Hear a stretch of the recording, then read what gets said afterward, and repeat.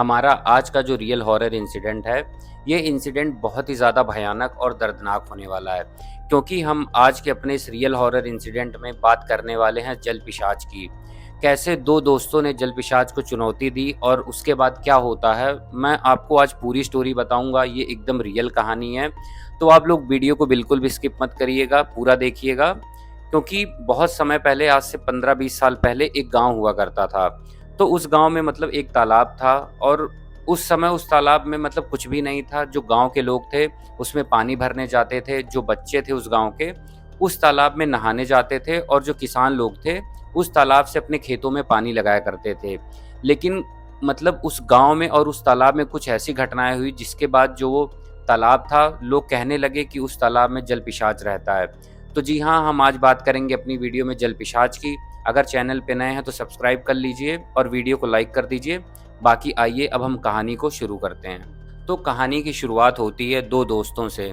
एक दोस्त का नाम था रमेश और दूसरे दोस्त का नाम था राजू। तो ये जो दोनों दोस्त थे, ये दिल्ली में रहा करते थे, कॉलेज में पढ़ते थे। लेकिन इन दोनों का जो नानी का घर था वो एक गाँव में था और ये वही गाँव है जिस गाँव में जल पिशाच की कहानियाँ बहुत ही ज़्यादा मशहूर थी। रात होने के बाद उस तालाब की तरफ जो लोग थे, मतलब अपना चेहरा भी करने से डरते थे। तो होता क्या है, गर्मियों की छुट्टियाँ पड़ती हैं और मतलब कॉलेज में होता क्या है, छुट्टियाँ पड़ जाती हैं। तो दोनों लोग डिसाइड करते हैं, जो रमेश और राजू थे, कि हम गाँव जाएँगे कुछ दिन छुट्टियों में नानी के घर, आराम से वहीं रहेंगे। उसके बाद घूम टहल कर जब हमारा कॉलेज स्टार्ट होगा तब हम लोग वापस आएँगे। तो जो दोनों दोस्त थे उन्होंने प्लान बनाया और वो दोनों लोग अपने नानी के घर आते हैं। अब जो दोनों दोस्त थे अपने नानी के घर आ जाते हैं, तो जो राजू था उसका घर भी मतलब उसी गाँव में थोड़ी-सी दूरी पर था रमेश के घर से। तो दोनों लोग अपने गाँव आ जाते हैं, अपने नानी के घर। तो होता क्या है, जो रमेश था वो तो बहुत ही ज़्यादा मतलब आप मान सकते हैं डरपोक था। मतलब लोग, जो गाँव के लोग इन कहानियों की बात करते थे तो रमेश वैसे ही डर जाया करता था। लेकिन जो राजू था वो मतलब आप कह सकते हैं थोड़ा मॉडर्न जो सिविलाइज़ेशन या फिर ऐसी चीज़ों में बिलीव करता था, कि उसे भूत वगैरह इन सब चीज़ों में ट्रस्ट बिल्कुल भी नहीं था। तो जब वो गाँव आता है राजू, तो होता क्या है, वो अपने नानी के घर आता है, तो उसकी जो नानी थी रात के समय उसे कहानियाँ सुनाती हैं पिशाच की। उसे बताती हैं कि ये वो तालाब है, कि मतलब जहाँ पहले सब कुछ ठीक था, गाँव के लोग पानी भरने जाते थे, महिलाएँ वहाँ पर जाती थी पानी लाने के लिए, बच्चे नहाते थे। लेकिन देखते ही देखते अब उस तालाब की तरफ कोई मतलब रात तो छोड़ो, दिन में भी नहीं जाता है। तो जो राजू था वो अपनी नानी से कहता है कि नानी, ये सब बकवास बातें हैं, ऐसा कुछ नहीं है। तो उसकी नानी कहती हैं कि बेटा, मैं कुछ झूठ नहीं बोल रही हूँ, चाहे मुझ पर तुम्हें यकीन नहीं है तो गाँव के लोगों से भी पूछ लेना। क्योंकि तालाब के किनारे बहुत सारे लोगों की लाश मिली थी, कई लोगों के मतलब अजीबो-गरीब टाइप के मतलब जो बॉडी थी वो तालाब के किनारे मिली थी। किसी का पूरा मतलब जो बदन था एकदम से मतलब फूल जाता था, किसी की बॉडी नीली पड़ जाती थी। ये जो घटनाएँ थी ये लगातार गाँव में होती जाती थी। तो गाँव के लोग बहुत ही ज़्यादा डरे रहते थे, उधर जाते नहीं थे। तो जो नानी थी राजू की, तो राजू को ये सारी चीज़ें बताती हैं, तो जो राजू था, उसे तभी भी ट्रस्ट नहीं होता। राजू कहता है, नानी ये सब बकवास बातें हैं, मैं इन बातों पर भरोसा नहीं करता हूँ। और मैं जो, अब आप यहाँ मानेंगे नहीं, जो राजू था वो एक तरीके से मतलब उन सब चीज़ों को झुठलाने के लिए कहता है कि अपनी नानी से, कि मैं रात के टाइम में जाकर दिखाऊँगा उस तालाब के पास। तो जो राजू की नानी थी वो मतलब बहुत ज़्यादा डर जाती हैं और उससे कहती हैं, बेटा ये कोई शहर नहीं है, ये गाँव है और यहाँ पर जो बातें हैं ये मतलब पूरी तरीके से सच हैं, तुम उस तालाब की तरफ जाने की सोचना भी मत। थोड़ा-सा आप लोगों को मतलब जल पिशाच के बारे में बताता हूँ, कि गाँव वालों के बीच में जो कहानियाँ थी, जो किस्से थे वो क्या फ़ेमस थे। तो गाँव वाले कहते थे कि जो वो तालाब है, उस तालाब में एक जल पिशाच रहता है और जो भी इंसान रात के अंधेरे में अकेला उस तालाब के किनारे जाता है, तो जो जल पिशाच है वो उस आदमी के पैर पकड़कर खींच लेता है और अगले दिन जो वो आदमी होता है उसकी मतलब बहुत ही रहस्यमयी तरीके से उस तालाब के किनारे बॉडी मिलती है। तो ये सारी कहानियाँ मतलब गाँव के लोगों के बीच में बहुत ही ज़्यादा फ़ेमस थी, क्योंकि आप मानेंगे नहीं, आप कह नहीं सकते कि ये कहानी है, क्योंकि काफ़ी सारी बॉडीज़ लोगों की वहाँ पर मिल चुकी थी, तो एक तरीके से ये सच ही है। तो ये जो सारी कहानियाँ थी उस तालाब के बारे में बहुत ही ज़्यादा मतलब फ़ेमस थी। अब जैसा कि मैंने आप सभी लोगों को बताया, राजू इन सब चीज़ों पे ट्रस्ट नहीं करता था। तो एक दिन वो अपने दोस्त रमेश के पास जाता है, क्योंकि रमेश की नानी का घर भी मतलब नज़दीक ही था। तो रमेश के पास जाता है और रमेश से कहता है कि तुमने ये सारी कहानियाँ सुनी, तो रमेश कहता है कि हाँ, ये सारी कहानियाँ मैंने भी सुनी और ये सब सच है, ये कोई कहानी नहीं है। तो राजू उससे कहता है ये सारी बकवास बातें हैं, आज रात मैं चलूँगा और तुम्हें भी मेरे साथ चलना है तालाब के पास और हम वहाँ पर जाएँगे और मतलब उसके बाद वहाँ से लौट कर आएँगे और लोगों को बताएँगे कि ये सब सुनी-सुनाई अफ़वाहें हैं, ऐसा कुछ भी नहीं है, ऐसा कुछ होता नहीं है। तो अब मानेंगे नहीं, जो रमेश था उस क्योंकि वो पहले से मैंने आपको बताया डरपोक किस्म का था, वो राजू से कहता है कि मतलब राजू ये सारी बातें सच हैं, तुम इन सब बातों को हल्के में मत लो और छोड़ो ये सब, वहाँ मतलब तालाब के पास जाने का प्लान हम लोग छोड़ देते हैं। लेकिन जो मतलब राजू था वो बहुत ज़्यादा रमेश को फ़ोर्स करता है कि अरे यार कुछ भी नहीं होता है और आज रात चलते हैं। उसके बाद मतलब काफ़ी कुछ कहने के बाद जो रमेश था वो मान जाता है।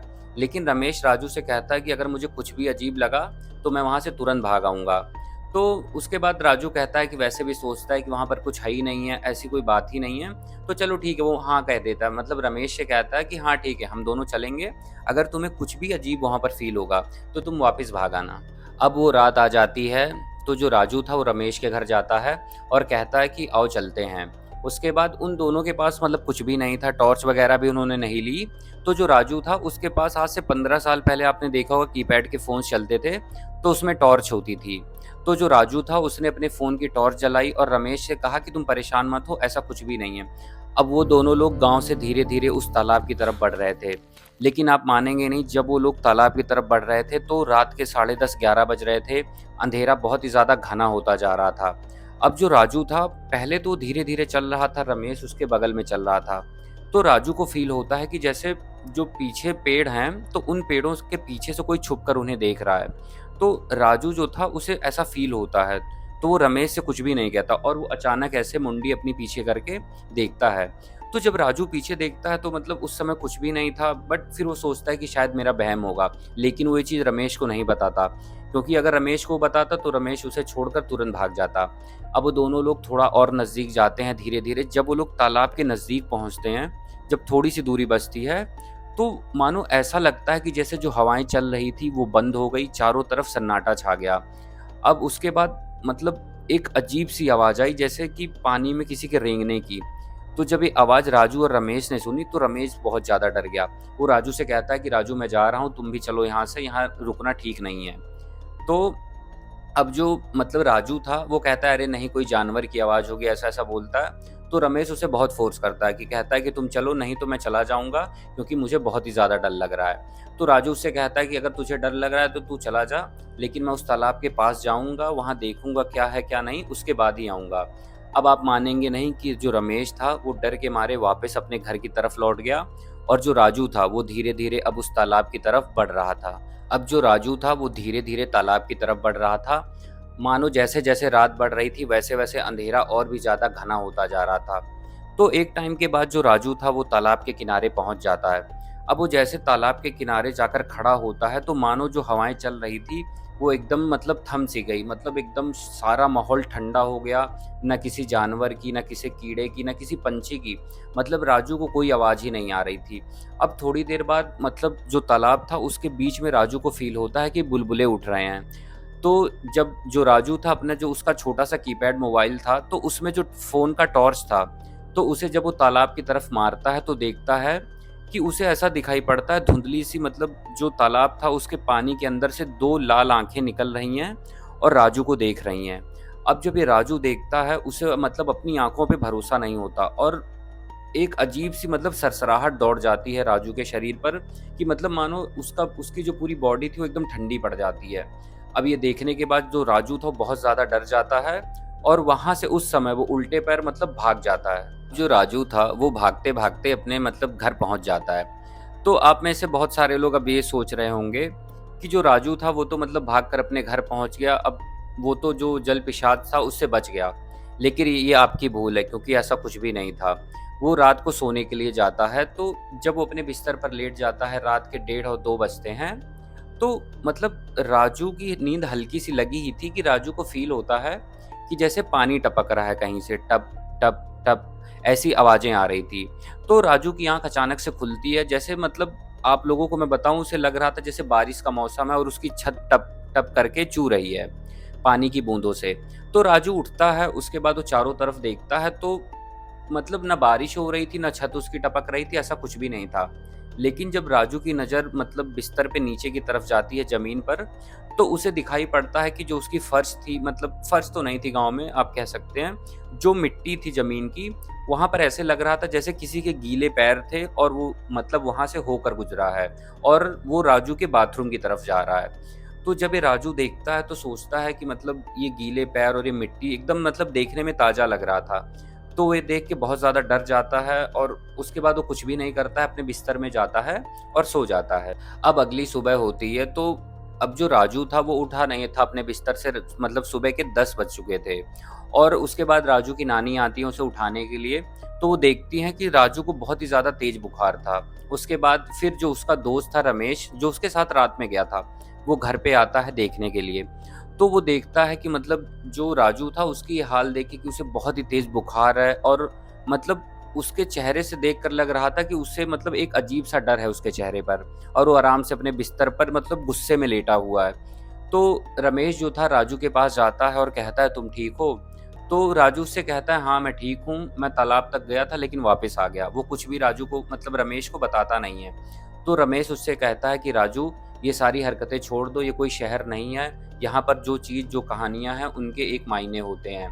तो ये सुनने के बाद राजू उससे कहता है कि चलो ठीक है यार, अब मैं वहाँ नहीं जाऊँगा। तो जो रमेश था वो अपने घर चला जाता है। लेकिन अब आपको मैं बताऊँ यहाँ से, जो मतलब राजू था उसके अंदर मतलब एक अजीब-सा गुस्सा बन गया था, पता नहीं किस चीज़ का, कि या फिर वो किसी के मतलब आप कह सकते हैं कंट्रोल में था, कि उसका दिमाग काम नहीं कर रहा था। उसने सोचा कि मैं मतलब आज रात में फिर से उस तालाब के किनारे जाऊँगा और जो जल पिशाच है उसे मतलब हरा कर ही आऊँगा। मतलब आप मानेंगे नहीं, उसके दिमाग में अजीब-सा चल रहा था कि मैं उसे चुनौती दूँगा और उसे हराकर उससे लड़ के, मतलब पता नहीं क्या वो अजीब-सा सोच रहा था। क्योंकि अगर आप सोचें प्रैक्टिकली तो ऐसा पॉसिबल ही नहीं कि कोई आदमी किसी एंटिटी या फिर किसी भूत-प्रेत से लड़ सकता है। लेकिन राजू के दिमाग में पता नहीं क्या चल रहा था और वो ये सोचता है कि मैं आज रात जाकर ही रहूँगा। अब फिर से रात का अंधेरा हो जाता है, तो जो राजू था वो अपने बिस्तर से उठ खड़ा होता है। अब आप मानेंगे नहीं, ऐसा लग रहा था कि जैसे राजू किसी के वश में हो, जैसे वो तालाब राजू को अपनी तरफ बुला रहा है। अब गाँव में होता क्या है, पुराने टाइम पर आप लोग मानेंगे नहीं कि लालटेन होती थी, जो जला करती थी। तो राजू ने क्या किया, अपने नानी के घर में ही उसने लालटेन ढूँढी और उसी की रोशनी से वो धीरे-धीरे तालाब की तरफ बढ़ता जाता है। तो एक टाइम के बाद होता क्या है, जो राजू था वो अपने आप को तालाब के किनारे खड़ा पाता है। तो उसके बाद वो वहाँ पर जब पहुँचता है, वो बहुत तेज़ से चीखता है कि तू कहाँ है, बाहर निकल जलपिशाच। मतलब एक तरीके से जो राजू था उसने जलपिशाच को चुनौती दे दी।